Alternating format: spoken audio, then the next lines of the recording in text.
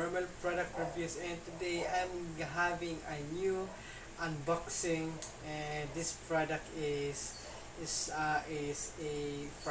for Apple devices, so for Apple Watch. So this is a smartwatch band storage organizer. So it is also a multi-function portable watch strap box for Apple Watch, and this is also a travel pouch bag for Apple Watch bands. So it can hold into 10 to 12 bands. So um, let's check it out and open it. Okay, so let's gonna try a different angle so that you can see the product. Okay, so today this is the this is the Apple Watch band storage organizer. So let's gonna open it up. Okay, so let's so where can we open it? So let's try to careful to open it, is because there is no box in this bag.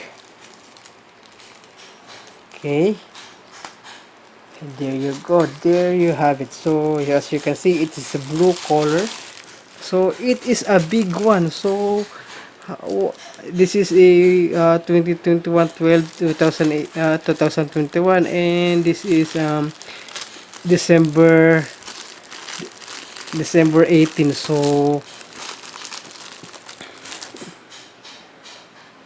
let's try to check the measurement of this.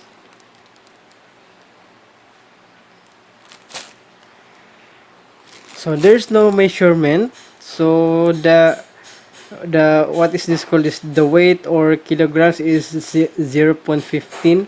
So it is just so lightweight. So let's check it out and open it. So this is a big one, which you can put all your strap on it. Oh, nice, nice, love this. Okay, so this is the what is called, this is the strap band. So let's try to put a strap band in here, and this is the other strap band that I have bought in Mr. DIY. So as you can see, I have a video on it. So here it goes. So and it's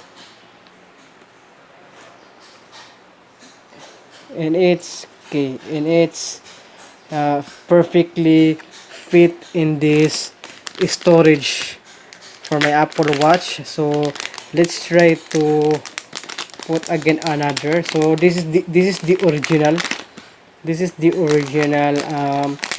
strap band for my Apple Watch. And so let's try to put this up in this. Okay, then gonna put it like that. Oh, okay, I think this is the better way to put this, to put the okay. So let's try to,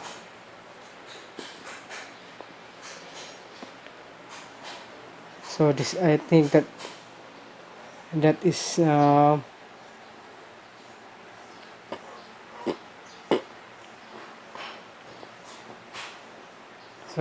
this one is to, okay, this one is to, so look at that. So I think this is 46, because the one that I bought is 42, or I think 42 or 44. I think this one is this one is 45 plus meter, 45 millimeter plus. So this one is 42 or 44. And let's gonna put this back on. And yes, it is so organized to keep your Apple Watch band in here. And I have another one.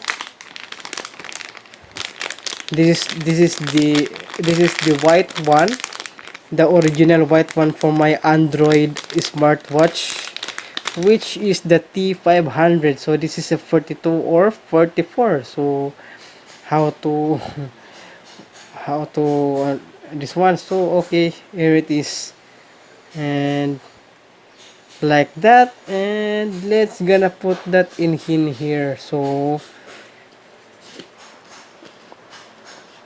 I'm gonna put that in here, and then that one. Okay, so this good, and this one is a case. So it's this is a 44. So let's gonna put this on in here. So that right there, and then there you go. I have my, so I still have how much? So 1 2 3 4 5 6 7 8. So I still have 8. Oh, for 1 2 3 4 5 6 7 8. So 1 2 3 4 5. I still have to buy 5 more strap bands for my Apple Watch. So this is great. This is nice, and I love it. So if I'm gonna put the if I'm gonna put some I'm gonna put my watch. So this is my watch. Yes, and yes, this is great, and I can put my watch in here like that one. Yes, that's right. So that's it, guys. So this is my Apple smartwatch organizer, and I hope you like it. So okay, let's head back to the different angle. Okay. So that was my what is called that was my Apple Watch band is organizer. So this is it. So this is my Apple Watch band organizer, and I like it, and I like it very much, and this is great. I have my own.